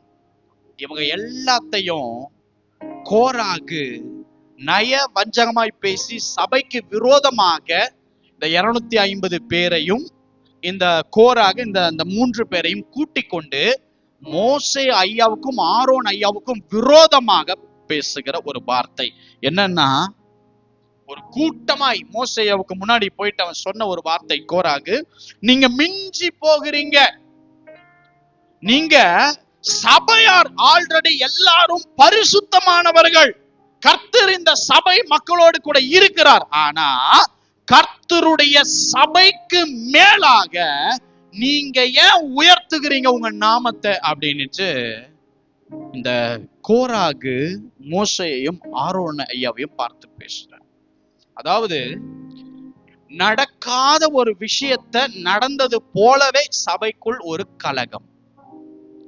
இப்போ மோசே ஐயா இந்த வார்த்தை கேட்ட போதே அவர் கர்த்தருடைய விஷயத்துல எவ்வளவு உண்மை உள்ளவன் பைபிள் நமக்கு சொல்லுது. தேவன் சாட்சி கொடுத்தார், என் மகன் உண்மை உள்ளவன், என் மகன் உத்தமன் என்று சாட்சி கொடுத்திருக்கிறார். ஆனா சபை கொடுக்கிற சாட்சி என்ன தெரியுமா? கடவுளுக்கு மேலாக நீ உயர்த்துகிற, பாலும் தேனும் ஓடுகிற தேசத்துக்கு எங்களை நீ கொண்டு போல. அதுக்கும் சொல்றாங்க, நீ சபைக்கு மேல நீ உன்னை எங்க கிட்ட காமிக்க விரும்புகிறேன்னு சொல்லி பேசும் பொழுது அவர் முகங்குப்புற நடுங்கி அழ ஆரம்பித்தார். ஆண்டவரே, இப்படி எல்லாம் நான் செய்ததே இல்லை ஆண்டவரே அப்படின்னு. இப்ப மோசேயா சொல்றாரு, அப்படியா அப்படின்னுட்டு கண்களை தொடச்சிட்டு ஒண்ணு செய்யுங்க அப்படின்னுட்டு கோராகே, இந்த கோராகின் கூட்டத்தார்களை அப்படின்னுட்டு நீங்க எல்லாரும் ஆசரிப்பு கூடாரத்துல தூப கலசங்களை கொண்டு வாங்க அப்படின்னா. இப்ப நாளைக்கு அக்னியினால கர்த்தருடைய சந்நிதியில நீங்கள் தூப வர்க்கம் விட்டு நீங்க சந்நிதிக்கு வரணும். அப்போ கர்த்தர் யாரை தெரிந்து கொள்றாரோ அவன் பரிசுத்தவனா இருப்பான் அப்படின்றார். இப்போ ஆல்ரெடி இந்த கோராகுக்கும் இந்த 250 பேருக்கும், கோரா கூட்டிட்டு வந்த 3 பேருக்கும், சபையில் பிரபலமானவர்களுக்கும் கர்த்தர் ஏற்கனவே ஊழியத்தை பிரித்து கொடுத்து வைத்திருந்தார். இப்போ அவங்களுக்குள்ள, அந்த கோராகுக்குள்ள சீஃப் பிரீஸ்ட் ஆகணும்ன்ற ஒரு அல்பாசை தோன்றுகிறது. அதாவது ஆரோனின் இடத்தில் நான் நிற்க வேண்டும், நான் எது வரைக்கும் உட்கார்ந்து ஜனங்க வாங்கிட்டு வர பலிய வெட்டி ரத்தத்தை சீஃப் பிரீஸ்ட் கிட்ட கொடுத்து உள்ள திரைச்சாலைக்குள்ள போகிறது, சும்மா அப்படியாக வருகிறவனுடைய ஜபத்தை கேட்கறது, அந்த காரியத்தை செய்யறது, சபையில் இருக்கிற சின்ன சின்ன வேலையில என்னால இனி செய்ய முடியாது, நான் போனா சீஃப் பிரீஸ்டா தான் வருவேன் அப்படின்னுட்டு கோராகுக்குள் வந்த ஒரு ஆசை சபையை திருப்பினான் மோசே ஆரோனுக்கு விரோதமாக, ஐயாக்களுக்கு விரோதமாக. இப்ப பாருங்க, மோசே என்ன பண்றாரு அப்படின்னா, சரி கோராகு தான் இப்படி ஆயிட்ட, தாத்தான் நீ வாப்பா உங்ககிட்ட பேசணும்னு கூப்பிடுறாரு, அபிராம் கொஞ்சம் வா உங்ககிட்ட பேசணும்னு கூப்பிடுறாரு. அவங்க என்ன தெரியுமா சொன்னாங்க? எங்களாலாம் வர முடியாது. இல்ல, நான் உங்ககிட்ட பேசணும்னு கூப்பிடுறேன், அபிராம் வா, தாத்தான் வா அப்படின்னா நாங்கெல்லாம் வர முடியாது. நல்லா இருந்த எங்களை, அவர் சொல்றது பாருங்க, பாலும் தேனும் ஓடுகிற தேசத்தில் இருந்த எங்களை, அவன் சொல்றது எகிப்த பாலும் தேனுமாய் பாயிருச்சு அவனுங்களுக்கு. எகிப்துல பாலும் தேனும் ஓடுகிற தேசத்துல இருந்த எங்களை இந்த கேவலம் வண்ணாந்தரத்துல கொண்டு வந்து விட்ட நீ, நான் எதுக்கு நீ கூப்பிட்டா வரணும் அப்படின்ட்டு ஒரு வார்த்தை வருது. அப்புறம் என்ன, நீ எங்களுக்கு எல்லாம் கொண்டு போய் சேர்க்க வேண்டிய இடத்துல சேர்த்துட்டு கிழிச்சிட்டியா, என்ன நடத்திட்டியா, எங்களுக்கு கொடுக்க வேண்டிய சுதந்திர பாகம் எங்க ஒருத்தனுக்கு செட்டில் பண்ணலையே, என்ன நடத்துற நீ, என்ன ஊழியம் செய்யற நீ, இந்த வார்த்தைகள் எல்லாம் பேசும் பொழுது நீ என்னையா என்ன கூப்பிடுறது, நான் வரமாட்டேன் போ அப்படின்ட்டு இந்த தாத்தானும் அபிராமும் மோசே ஐயாவுக்கு விரோதமாய் பேசினார். மோசே ஐயாவுக்கு கடும் கோபம் வருது.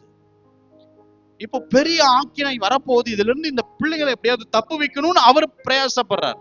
தனியா கூப்பிட்டு பேசலாம், பட் அவங்க நான் பண்றதுதான் பண்ணுவேன்னு பண்ணாங்க. இப்ப என்ன நடந்ததுன்னா, இப்ப மோசையா ஜெபம் பண்ணார், ஆண்டவரே அவங்க செலுத்துகிற காணிக்கைகளை நீங்க அங்கீகரிக்காம கொஞ்சம் நிறுத்துங்க அப்படின்னாரு. இப்ப எந்தெந்த காணிக்கைகளை இந்த சபை கொண்டு வருதோ கர்த்தர் அதை அங்கீகரிக்கவில்லை, கர்த்தர் அதை எல்லாம் தடை செய்து நிறுத்தினார். இப்போ அவர் சொன்னார் ஆண்டவரை பார்த்த, ஆண்டவரே, கோராகுக்கும் இந்த கூட்டத்தில் இருக்கிற ஒரு கழுதையை கூட நான் எடுத்துக்கொண்டது இல்ல ஆண்டவரே, ஒருவருக்கும் நான் பொல்லாப்பு செய்யவும் இல்ல ஆண்டவரே, என் இருதயம் சுத்தமா இருக்கிறது, நீ வேணுமென்றால் பாரும் ஆண்டவரே, நான் ஒரு கழுதையை கூட அவங்க கிட்ட இருந்து எடுத்துக்கல, ஆனா ஏன் இப்படி அவங்க பேசுறாங்க பண்றாங்கன்னு எனக்கு புரியல ஆண்டவரேன்னு சொன்னார். இப்ப பாருங்க, மோசேயா கோராகை பார்த்து சொன்னார், நல்லா கவனிங்க அன்பானவர்களே, நீயும் உன் கூட்டமும் நாளைக்கு கர்த்தருடைய சந்நிதிக்கு வாங்கன்னார். வந்தாங்க.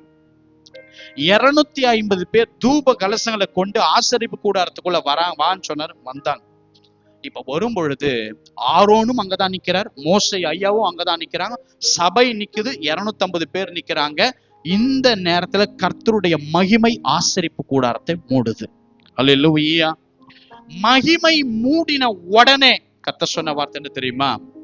மோசே, ஆரோன், இந்த சபையை விட்டு நீ பிரிந்து போங்கள் அப்படின்னாரு.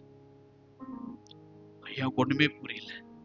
இந்த இடத்தை விட்டு நீ தள்ளி போ, இந்த சபையை விட்டு நீ பிரிந்து போ அப்படின்னாரு. இப்ப அவர் முகங்குப்புற விழுந்து சொல்றாரு, ஆண்டவரே, தப்பு பண்ணது ஒரு மனுஷன், இந்த ஒரு மனுஷனுக்காக ஒரு சபையை நீர் குலைக்க கூடாதுன்னு சொல்லி முகங்குப்புற மோசேயா அழுது கேட்கிறார். அப்போ அந்த சபைக்கு தேவனுடைய தயவு உடனே கடந்து வருது. இப்ப உடனே கர்த்தர் கோராகு, தாத்தான், அபிராம் அந்த ஓனையை விட்டுட்டாரு. இந்த 3 பேரையும் அவங்களுடைய வாசஸ்தலத்தை விட்டு அவங்க வீட்டை விட்டு நீங்க உடனே தள்ளி வெளியே போங்கன்றார். சபைக்கு இந்த வார்த்தையை சொல் அப்படின்னாரு. மோசே அந்த வார்த்தையை சொன்னார். அவர் சொன்னாரு, கர்த்தர் எங்களோடு இருக்கிறதெல்லாம் நீங்க அடையாளமா பார்க்கணும்னா நான் இப்ப சொல்றது நடக்கும் அப்படின்னுட்டு பூமி தன் வாயை பிளந்து திறக்கும், உயிரோடு பாதாளத்தில் இறங்கத்தக்க இவர்களுடைய காரியங்கள் இப்படி விழுங்க போடப்படுமே, ஆனால் கர்த்தரை இவர்கள் அவமதித்தார்கள் என்று நீங்கள் பார்த்து கொள்ளலாம். சபைக்கு சொல்லிட்டார். பூமி 2 பிளந்து இந்த மனுஷங்க உயிரோடு பாதாளத்திலே மூடப்படுகிற காட்சியை நீங்க பாத்தீங்கன்னா ஒண்ணு நினைச்சுக்கோங்க, இவங்க ஆல்ரெடி கர்த்தரை அவமதிப்பா பேசுனதுக்காக இந்த காரியத்தை இந்த பிள்ளைகளுக்கு தேவன் அனுமதிக்கிறார் என்பதை சபை அறிந்து கொள்ளுங்க, அடையாளம் வரும்னு சொல்லி முடிக்கலங்க. அவங்க நின்றிருந்த பூமி பிளந்தது. அவங்க நின்றிருந்த பூமி 2ஆக பிளந்தது. அந்த கோராகு அவனுடைய வீட்டினுடைய பொருட்கள், அந்த மனுஷங்க 3 பேர், அத்தனை அந்த கூட்டம் முழுவதும் உயிரோடு பூமி பிளந்து அவங்க உயிரோடு பாதாளத்தில் விழுந்து அந்த பூமி மூடி போட்டது என்று வேதம் சொல்லுகிறது. அல்லேலூயா. இந்த சமயத்திலே நாம் கவனிக்க வேண்டிய ஒரு காரியம் என்னன்னா, கோராகுக்கு இருந்த 3 பசங்க மேல கர்த்தர் கை வைக்கவில்லை. அதுக்கு ஏன் கை வைக்கவில்லை? நான் சொல்றேன் பாருங்க, சில ப்ராசஸ் நமக்கு புரியாது, பின்னர் புரிய வரும். அவங்க 3 பசங்களையும் கர்த்தர் சாக ஒப்பு கொடுக்கலன்னு என்னாகம புஸ்தகம் 26:11 நமக்கு சொல்லுது. இப்போ சபை ஜனம் இத பார்த்துட்டு இஸ்ரவேலர்கள், ஐயோயோ நாம இருந்தா நாமும் பூமிக்குள்ள உயிரோடு போயிடுவோம்னு சொல்லி அவர்கள் ஓடி போனாங்க. இந்த சம்பவம் நடக்கும் பொழுது ஓடி போனாங்க அந்த இடத்தை விட்டு. உடனே அந்த 250 பேர் தூப கலசத்தை எடுத்து கர்த்தருடைய சந்நிதிக்கு விரோதமாய் வந்தாங்க பாருங்க. அவங்க மேல கர்த்தருடைய அக்கினி வானத்திலிருந்து இறங்கி அவங்களை பட்சித்து அழித்து போட்டது. அல்லேலூயா. நான் சொல்றேன், இது எல்லாம் யாருக்கு தெரியாது தெரியுமா? இதெல்லாம் யாருக்கு தெரியாது தெரியுமா? ஒரு அம்மா சபையில உக்காந்து எனக்கு ஒரு குழந்தை வேணும்னு அண்ணாள் ஜெபிக்குது பேர், அண்ணாளுக்கு தெரியாது. அவங்களுடைய சந்ததியில இப்படிப்பட்ட ஒரு காரியம் இருந்ததா அப்படின்னுட்டு அவங்களுக்கு வெளியரங்கமாய் தெரியாது. என்ன நடக்குது தெரியுமா? கோராகு அவருடைய 3 பசங்களை கர்த்தர் காப்பாத்தினார். அந்த கூட்டத்துல அழிந்து போகான். அதுல முதல் பையன் பேர் ஆசீர். ரெண்டாவது பையன் பேர் எல்கானா, மூணாவது பேர் அபிசாய். நல்லா கவனித்துக் கொள்ளுங்க. அந்த எல்கானா யாரு? அந்த எல்கானாவுடைய மனைவி தான் அன்னாள். அல்லேலூயா. குழந்தை இல்லாம எனக்கு ஒரு குழந்தை கொடுக்க ஏன் மாற்றீங்க? நான் நீதி உள்ளவள், திராட்சரசம் குடியாதவள், வருஷந்தோறும் கர்த்தருடைய பலிபீடத்துல வந்து எல்லாத்தையும் நான் செலுத்துறேனே, ஏன் என் ஜெபத்தை கேட்க மாற்றீங்கன்னு சொல்லி போராடி கொண்டிருந்த அன்னாளுடைய முன் தலைமுறைகள் ஊழியம் நிறுத்தப்பட்டு பாதாளத்தில் உயிரோடு இறங்கினதை அவங்க முன் அறியாம இருந்தார்கள். அல்லேலூயா. சொல்றேன், இப்ப பாருங்க, கவனிங்க. எல்கானாவுக்கு இன்னொரு மனைவி இருந்துச்சு. அவங்க பெயர் பெனினாள். இப்ப பெனினாள் மூலமா 6 சந்ததிகள் உருவாச்சு. 6 ஆண் பிள்ளைகள் பெனினாளுக்கு பிறந்தாங்க. ஆனா என்னைக்கு கோராகினுடைய கூட்டம் உள்ள போச்சோ, அன்னையோடு அவங்களுடைய சந்ததிக்கே கர்த்தர் ஊழியங்களை வெட்டி போட்டார். அதோடு அவர்கள், அதனாலதான் எல்கானா வருஷத்துக்கு ஒரு முறை போய் ஆசரிப்பு கூடாரத்துக்கு போயிட்டு வந்தார். ஆனா எல்கானா உடன்படிக்கை பெட்டிக்கு பக்கத்துல இருந்து ஊழியம் செய்ய வேண்டிய நபர். இந்த ஆசீர், எல்கானா, அபிசாய், கோராகினுடைய பசங்களுக்கே ஊழியம் கர்த்தர் நிறுத்தி போட்டார். இப்போ எல்கானா ஊழியக்காரன் கிடையாது, சாதாரண மனுஷன். ஆனா அவங்க வைஃப் எனக்கு ஒரு குழந்தை தரலையேன்னு 16 வருஷம் ஜெபம் பண்ணிட்டு இருக்கிறான். ஏன் ஆண்டவர் என்ன காத்திருக்க வைக்க, ஏன் எனக்கு தர மாட்டீங்க, ஏன் எனக்கு இப்ப கொடுத்தா என்ன, ஏன் இப்ப கொடுத்தா உங்களுக்கு என்ன குறைஞ்சிரும், ஏன் சத்துரு பார்த்து சிரிக்கிறாங்களே, ஏன் அழ வைக்கிறீங்களே, வருஷம் உங்களுக்கு பலி செலுத்துறேன், காணிக்கை செலுத்துறேன், சபைக்கு வர எது பண்ணியும் பிரயோஜனம் இல்லை, என் ஜபத்தை கேட்க மாட்டீங்க, ஒன்னத்தையும் பண்ண மாட்டீங்க. இந்த அம்மா அதெல்லாம் கேட்கலாங்க. கேட்கப்படுகிற வரைக்கும் நான் சொல்றேன், ஆண்டவர் ஏன் இவ்வளவு வருஷங்கள் சாமுவேலை கொடுப்பதற்கு தேவன் எடுத்துக்கொண்டார். நல்லா கவனிங்க. ஆண்டவர் எதுக்கெல்லாம் நேரங்களை எடுத்துக்கொள்றாரோ அங்கே பெரிய பெரிய கட்டுகள் காணப்படும். எதுக்கெல்லாம் கர்த்தர் தாமதம் பண்றாரோ அங்க பெரிய பெரிய சாபங்களை முன்னோர்களுடைய வித்துக்கள் நமக்காக வைத்து விட்டு போயிருக்கும். நான் ஒரு நாள் பார்த்தேன், என்னுடைய மகனுடைய சில எதிர்கால காரியங்களை கர்த்தர் என்னோடு பேசும் பொழுது அது இருதயத்துக்கு ரொம்ப வேதனையை கொடுத்துச்சு. நன்மையானதை பேசினார், அதெல்லாம் ஒப்புக்கொள்ள முடிஞ்சது. அவன் செய்ய போகிற தீமையை குறித்து பேசினார், எனக்கு ஒரு பாரம் வந்தது. அப்போ ஆண்டவரே, அவனுக்காக உபவாசம் போட்டு, ஆண்டவரே இவ்வளவு நன்மை நடக்கணும், ஆனா நீங்க சொன்ன கேடுக்குள்ள அவன் போய்விடக் கூடாதுன்னு ஜெபம் பண்ணிட்டு இருக்கிறேன். அப்போ எனக்கு முன்பதாக நான் தரிசனங்களை பார்க்கிறேன். பெரிய பெரிய ஒரு வேரும் பூமியில இருந்து இந்த பலிபீடத்துல கீழே இருந்து இவ்வளவு பெருசு ஒரு வேர், அவ்வளவு பெரிய ஒரு வேர் அவ்வளவு பெருசு இருந்தனா ஒரு ஆல மரத்துக்கு கீழே எங்கிருந்து வேர்கள் வரும்னு கொஞ்சம் கவனித்து பாருங்க. அவ்வளவு பெரிய வேர்களை நான் பார்க்கிறேன். என் கையில ஒரு சாதாரண ஒரு சின்ன சிசரை பாக்குறேன். கர்த்தர் பேசுறாரு, நீ உபவாசம் போட்டிருக்கல, இந்த உபவாசம் என்ன தெரியுமா, இந்த சாதாரண சிசர் தம்பி, இந்த சிசரை வச்சு, இந்த கத்திரிக்கோலை வச்சு இந்த ஆலமரத்தை உன்னால கட் பண்ண முடியுமா? கர்த்தர் சில நேரம் கேள்வி கேட்பார், எப்படி ஆண்டவரே முடியும், மரத்தை வெட்ட கோடாரி தான் வேணும், இன்னைக்கு ஏன் உபவாசம் ஒரு கத்தி மாதிரி தான், ஒரு சாதாரண ஒரு கத்திரிக்கோள் மாதிரி தான் இருக்கா? எஸ், அப்படிதான்பா இருக்கு, நான் என்ன செய்ய வேண்டும்? அப்போ கோடாரியும் கத்தியும் இயேசுவின் ரத்தத்தினால் பாருங்க வெட்ட முடியும். ஆனால் நம்ம கண்களில் இருந்து காத்திருக்கிற நேரத்திலே வருகிற கண்ணீர் தான் சாபங்களை வேரோடு உடைக்கும் வல்லமை கொண்டுள்ளது என்பதை தேவன் பேசினார். அப்போதான் புரிய வந்தது, நாம் கண்ணீரோடு ஒவ்வொரு விஷயங்களுக்காக கர்த்தர் நம்மளை காத்திருக்கிற நேரம் தான் அந்த வேரோடு சாபங்களை அந்த கண்ணீர் துளி இயேசுவின் ரத்தத்தோடு கலந்து வேரோடு பிடுங்குமே தவிர, சாதாரண நம்மளுடைய உபவாசம், ஒருவேளை பண்ணுகிற உபவாசம் சாபங்களை முறிக்காது, வேரோடு பிடுங்காது என்பதை நான் அந்த உபவாசத்திலே கற்றுக்கொண்டேன். அல்லேலூயா. இப்போ அன்னாள் எத்தனை வருஷம் அழுகுறாங்க தெரியுமா? 1 வருஷம், 2 வருஷம், 3 வருஷம், 4 வருஷம், ஒரே பிரேயர், ஒரே ஒரு குழந்தை தார். கர்த்தர் காத பொத்திக்கல, உனக்கு உடனே தர்றதுக்கு அவருக்கு ஈஸி. பட் கோராகினுடைய சாபம் ஊழியத்தை முறித்தது. இப்ப அன்னாள் வயிற்றுல திரும்ப சந்ததிக்க ஊழியம் துவங்கணும். அதற்கு தேவை கர்த்தருக்கு உடைந்த இருதயத்தோடு அன்னாள் தேவ சமூகத்துல வந்து பலி செலுத்தணும். அதே சமயம் உண்மையா இருக்கணும். அதே சமயம் கர்த்தரை விட்டுறக்கூடாது. அதே சமயம் கர்த்தருக்கு சாகர வரைக்கும் நிற்பேன்கிற என்கிற முடிவு.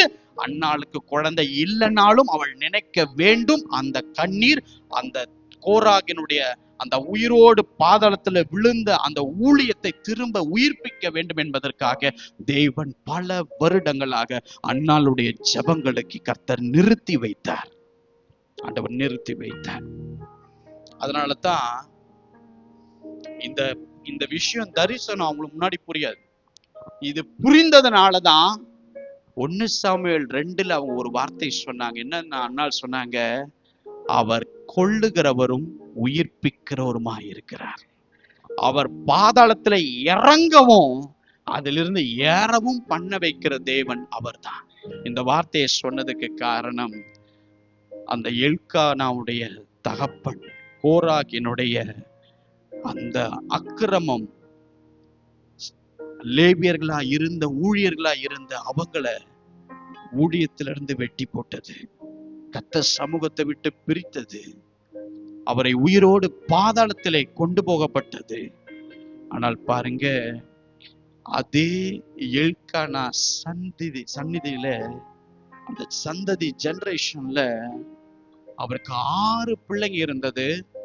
6 பிள்ளைகளையும் அது பிறந்தாலும் அந்த ஊழியம் நிறுத்தப்பட்டதாகவே இருந்தது. எல்கானாவுக்கு பிறந்த 7வது மகன் பிறக்க வேண்டும்.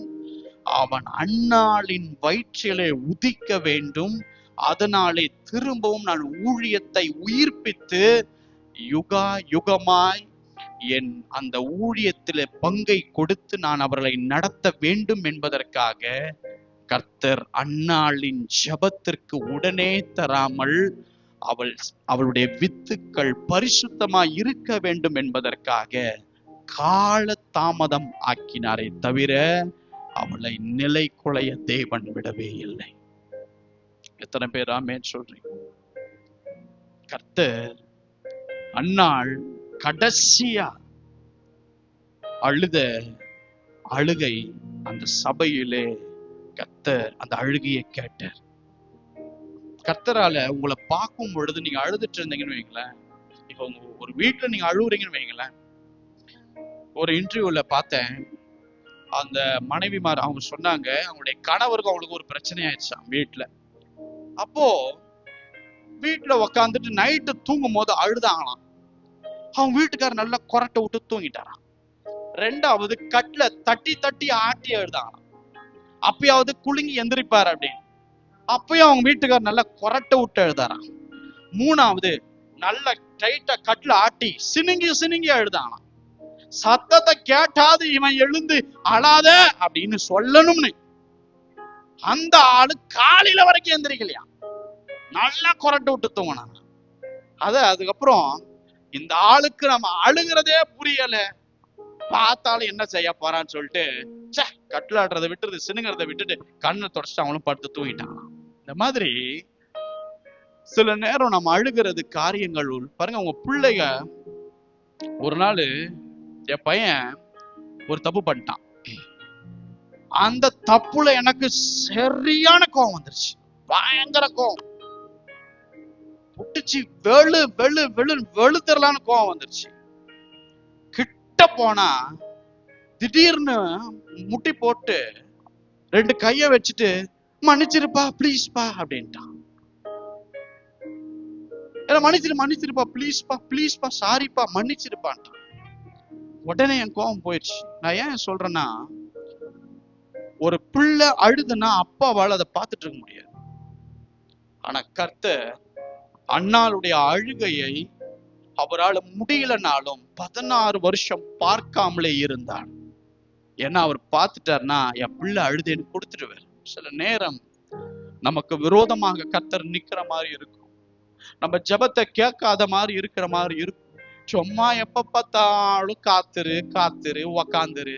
எனக்கு பிடிக்காத ஒரு வார்த்தை ஆண்டவர் அடிக்கடி ஊழிய பாதையில முதல் 3 வருஷம் சொல்லிக்கிட்டே இருப்பார், என் பலத்த கைக்குள்ள அடங்கிரு அப்படின்னுவார். நமக்கு அப்படியே டென்ஷன் உள்ள இருந்து எழும்பும் பாரு. எப்பா பார்த்தாடா அடங்கிரு, அமைதியாயிரு, பொறுத்துரு, காத்துருன்றீங்களே, விட்டுருங்க ஆண்டவரே அப்படின்னுவேன். புரியாதுங்க ஏன் அப்படி உட்கார வைக்கிற நம்மளுக்கு தெரியாது. அந்த ப்ராசஸ் மேபி பெயின்ஃபுல்லா இருக்கலாம், ஆனா ரிசல்ட் அப்பதான் அன்னாளுக்கு புரிய வந்துச்சு. அவர் கொல்லுகிறவரும் உயிர்ப்பிக்கிறவரும். ஹல்லேலூயா!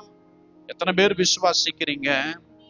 கர்த்தர் அன்னாளுடைய ஜெபத்தை கேட்டார்னு பைபிள் 1 சாமுவேல்ல சொல்றதுக்கு காரணம், அவர் தன் மகளுடைய ஜெபத்தை கேட்காமலேயே காதுகளை மூடிக்கொண்டு சில சாபங்களை வேரோடு அன்னாள் மூலமாய் அறுப்பதற்கு கர்த்தர் காத்து கொண்டிருந்தார். வேதம் சொல்லுகிறது, அன்னாள் தன் இருதயத்தை ஊற்றி ஜெபித்தாள். தேவனுடைய வார்த்தை அன்னாளுக்கு வந்தது, அன்னாளே நீ சமாதானத்துடனே போ, நீ இஸ்ரவேலின் தேவனிடத்தில் கேட்ட அந்த விண்ணப்பத்தை நான் உனக்கு கட்டளையிட்டேன். இது வரைக்கும் பதில் கிடைக்காத ஜெபம் அன்னாளுக்கு அந்த ஜெபத்திற்கு பதில் கிடைத்தது. வேதம் சொல்லுகிறது, அதோடு அவர்கள் துக்கமா இருக்கவில்லை. கர்த்தர் ஜெபத்தை கேட்கிற வரைக்கும் ஜெபிக்கணும். அதுக்காகத்தான் நான் அடிக்கடி சொல்லுவேன், அவர் கேட்டுட்டார்னா அவர் சரியா செய்வார். இவங்க போய் வீட்டுக்கு போயிட்டாங்க, தன் கணவனோடு இணைந்தாங்க. அவர்கள் 2 மாம்சமும் ஒரே சரீரம் ஆகும் பொழுது கர்த்தர் வேதம் சொல்லுகிறது, தேவன் நினைத்தருளினார். இது வரைக்கும் அவ என்னென்னலாம் கஷ்டப்பட்டாலும், இது வரைக்கும் எதுக்காகலாம் உபவாசம் போட்டாலும், அது எல்லாத்தையும் தேவன் நினைத்தருளி அவள் இணைக்கும் பொழுது, இதோ கோராகின் மூலமாக அவனுடைய பொருட்களுடைய ஊழியம் எல்லாம் முடிவுக்கு வந்தது. நான் கோபத்தில் முடிவெடுத்தேன். இன்னைக்கு என்னுடைய தயவினால் அண்ணாலே அவன் சன்னதியில் இருந்தே, அவனுடைய ஜெனரேஷன் சந்ததியில் இருந்தே ஒரு ஊழியக்காரன், முதல் ஊழியக்காரனை நான் எழுப்புகிறேன்னு சொல்லி எல்கனாவுக்கு 7வது மகனாக, அன்னாளுக்கு முதல் மகனாக ஒரு சாமுவேலை தேவன் கொடுத்து கடாட்சித்தார். அந்த சாமுவேலை கொடுப்பதற்கு முன்பதாக கோராகுக்கு இப்படி காரியம் நேர்பட்டது. நீங்க நல்லா கவனிச்சு பாருங்க, எல்கானாவுக்கும் அன்னாளுக்கும் சாமுவேல் தீர்க்கதரிசி பிறந்ததுக்கு அப்புறம் கொச்சன்னு இன்னும் ஆண் பிள்ளைங்க அன்னாளுக்கே பிறந்துடும். வசனம் சொல்லுது, அன்னாளுக்கு அதுக்கப்புறம் பிறந்த ஆண் பிள்ளைகள் தான் தாவீதின் நாட்களிலே கர்த்தருடைய சபைக்குள்ள துதிக்கிற ஊழியம் செய்த மனுஷர்கள். தாவீதின் நாட்களிலே திரும்ப சபைக்குள்ள துதிக்கிற ஊழியம், ஸ்தோத்திரம் பண்ணுகிற ஊழியம், காணிக்கையை உள்ள கொண்டு வருகிற, ரத்தத்தை கொண்டு வருகிற ஊழியம், அந்த பலிகளை அங்கீகரிக்கிற ஊழியம், அது மட்டும் இல்ல, ஆசரிப்பு கூடாரத்துக்கு காவல் செய்கிற ஊழியம், இதெல்லாம் யாருக்கு வந்துச்சுன்னா அன்னாள் பொருத்தனை செய்தாள். முடிந்த ஊழியம் கோராகின் மூலமாய் அன்னாளின் வயிற்றில் துவங்கியது. கர்த்தர் அதற்கப்புறம் அன்னாளுக்கு பிறந்த பிள்ளைகளை சபைக்குள் சேர்த்து கொண்டு ஒவ்வொருவரும் கர்த்தருடைய மகிமை திரும்ப சுமக்கும்படி ஊழியக்காரர்களாய் வைத்தார். அத்தனை வருடத்தின் ஆசீர்வாதங்கள் அடைக்கப்பட்டாலும் அந்த கண்ணீர் கோராகின் சாப கட்டுகளை வேரோடு வெட்டி போட்டது.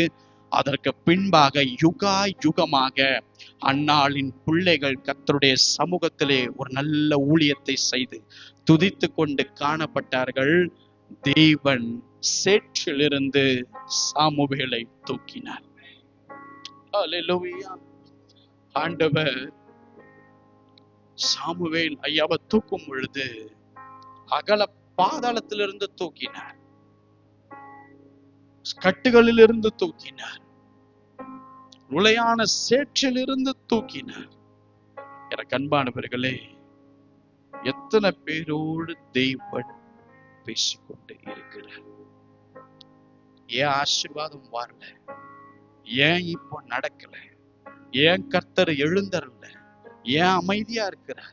ஏன் பேச மாட்டார்? இதுக்கு பின்னாடி நீ இன்னைக்கு குழியில் இருக்கிற, கர்த்தர் உனக்கு வாக்கு தராரு, உன்னை குழியிலிருந்து நான் தூக்குவேன், உன்னை வெளியே கொண்டு வருவேன், உன்னை பாதுகாப்பேன், உன்னை கண்மலை மேல் நிறுத்துவேன். ஆனா நீ என்ன தெரியுமா செய்யணும்? உன்னை நம்பி, உன்னுடைய முற்பிதாக்களுடைய சாபங்களை கர்த்தர் நம்பி வைப்பார். அல்லேலூயா. ஏன்னா நீ பக்குவமாய் அவருக்குள்ள காத்து கொண்டு ஜெபித்து உபவாசித்து நடக்கிறனாலும் நடக்கும்னு சொல்லி லைஃப் லாங் அவருக்காக நிப்பங்கிறத தெரிஞ்சு சில காரியத்தை அந்த பிள்ளைகள் மேல கர்த்தர் வைப்பார். ஏன்னா இந்த காரியத்தை குறித்து கர்த்தர் 8 வருஷத்துக்கு முன்னாடி என் கூட பேசினார் தனிமையில. அப்ப எனக்கு எதுவுமே புரியல. என்ன சந்ததி இவனுங்க பண்ண பாவத்துக்கு ஏன் அப்படி பண்ணணும், இதை பண்ணணும், அதை பண்ணணும்? கர்த்தர் பேசும் பொழுது ஒண்ணுமே புரியல. அப்ப சொன்னார் தெய்வன், நீ ஊழியத்திற்கு வா, ஆனால் ஒரு பெரும் சாபத்தை நான் உன்மேல் வைப்பேன். நான் கேட்கிறேன், வேலைக்கு போகும்போது, தம்பி நீ வேலைக்கு வா, உங்க லைஃப் நல்லா இருக்கும்னு சொன்னா நீங்க போவீங்க. ஆமே, நீ வேலைக்கு வா, நீ இன்னும் சரிகேடா போவ அப்படின்னா நீங்க அந்த வேலைக்கு போவீங்களா? ஆண்டவர் இன்டர்வியூ என்ன அப்படிதான் எடுத்தார். ஏன்னா நான் அப்போ உட்காந்துட்டு என் குடும்பத்தோடைய, என்னுடைய தாயாரோட எல்லார்கிட்டையும் நான் விளக்கி சொல்றேன். யாருக்குமே அந்த காரியத்தை புரிந்து கொள்ள முடியல. ஆனா கர்த்தர் என்னோடு பேசினார் தெளிவா. என்னுடைய இப்படிப்பட்ட முற்பிதாக்களுடைய ஒரு அக்கிரமத்தை நான் உன்மேல் நம்பி வைக்கிறேன் அப்படின்னு சொன்னா, அதுக்கு என்ன பண்ணணும் ஆண்டவரே? நான் என்ன விலக்கிரியமா கொடுக்கணும்? அன்னைக்கு பாத்தீங்கன்னா 2018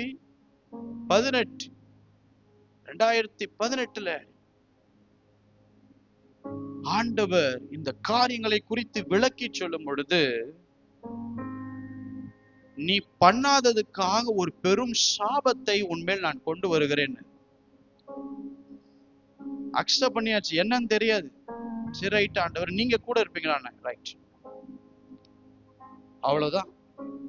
அன்னைக்கு ஆரம்பிச்சது 2018, 19, 2020 அந்த அந்த அந்த ஜனவரி துவக்கம் வரைக்கும் எதுவுமே பண்ணலங்க. என் மேல 10 லட்சம் ரூபாய் கடன் விழுந்து, நான் எந்த தவறும் செய்யல. ஒரு கடன் வாங்கினா அதை நான் ரீபே பண்ணிடுவேன். எனக்கு பிடிக்கவே பிடிக்காது. அப்படியே சிபில் ஸ்கோர்ல இருந்து பாத்தீங்கன்னா 50 இஎம்ஐஸ் வாங்கினாலும் கரெக்ட் டைம்ல செட்டில் பண்ணி அவ்வளவு வச்சிருந்தேன். நான் ஊழியத்துக்கு வரும்போது என்கிட்ட 11 கிரெடிட் கார்ட்ஸ் நான் யூஸ் பண்ணேன். நான் கடைசியா ஒர்க் பண்ண ஒரு பெரிய கம்பெனி, ஒரு எக்ஸாம்பிளுக்கு அவங்க 11 கார்ட்ஸ் யூஸ் பண்ணி மீட்டிங்ல பேசினாங்க. எவ்வளவு சபிஷியண்டா இந்த மனுஷன் இவ்வளவு சிபில வச்சுக்கிட்டு இவ்வளவு கார்ட்ஸ் வச்சு கரெக்டா பண்ணிட்டு இருக்காரு. நாங்க அப்ரிஷியேட் பண்ணாங்க. ஒண்ணுமே பண்ணல. 10 லட்சம் ரூபாய் கொண்டு வந்து என் தலைமையில வச்சார் தெய்வம். எனக்கு பின் நாட்கள்ல தான் அதனுடைய சாபங்களை குறித்து புரிய வந்தது. எல்லாம் இருந்தும் பிச்சை எடுக்கிற நிலைமைக்கு என் குடும்பம் போச்சு. காரு போச்சு, வண்டி போச்சு, சொத்து போச்சு, இருந்தது எல்லாம் போச்சு. எவ்ரிதிங் கான். என் மனைவியுடைய நகை 5 சவரன் போட்டது எல்லாம் தாலி கீழி கம்ப்ளீட் அவுட். எதுவுமே பண்ணல. ஒரே ஒரு சொன்னேன், ஆண்டவரே இந்த மாதிரி நீங்க சொல்றீங்க, இந்த ப்ராசஸ்ல நீங்க என் கூட இருப்பீங்களான்னு கேட்டேன். நான் இருப்பேன். அந்த ஒரு வார்த்தையினால் அந்த அன்னைக்கு ஒரு அப்படியே அக்ரிமெண்ட் சைன் மாதிரி, எஸ் ஐம் ரெடி ஆண்டவரே. இன்டர்வியூல நீ வந்தா இவ்வளவு கஷ்டப்படுவ அப்படின்னாரு. எஸ் ரெடி அப்படின்ட்டு அப்ரூவல் பண்ணாரு. அப்படி நிலை குலைந்து மாறியது. ஆனா நான் இன்னைக்கு திரும்பி பார்க்கிறேன், அந்த சாபங்கள் என் சந்ததியை எவனையும் இனி தொட முடியாது. கர்த்தர் வேரோடு வெட்டி இருக்கிறார். ஏன் மேல கொண்டு வந்து வைக்கிறார் தெரியுமா? நீ அதற்கு ஜெபித்து உத்தரவாதித்து உபவாசித்து எல்லாத்தையும் நீ வேரோடு பிடுங்குவேன்னு உன் மேல கர்த்தருக்கு நம்பிக்கை இருப்பதினால் மற்ற பிள்ளைங்களாம் நல்லா இருக்கிற மாதிரி இருக்கும், உன் பிள்ளை வாழ்க்கை கேள்விக்குறி மாதிரி இங்க நிற்கும். காரணம், உன்னைய நம்பி கர்த்தர் சாபங்களை வைத்ததுக்கு காரணம், நீ அநேக நாட்கள் காத்திருந்து உபவாசித்து கர்த்தரோடு குழிக்குள் இருந்தாலும் நடந்து விசுவாசித்து வேரோடு சாபத்தை முறித்து போடுவாய் என்று கர்த்தருக்கு நம்பிக்கை உன்மேல் உண்டு. இன்னைக்கு எத்தனை பேரோடு தேவன் பேசிக்கொண்டிருக்கிறார். அல்லேலூயா. அப்படி எழுந்து நிற்கலாம்.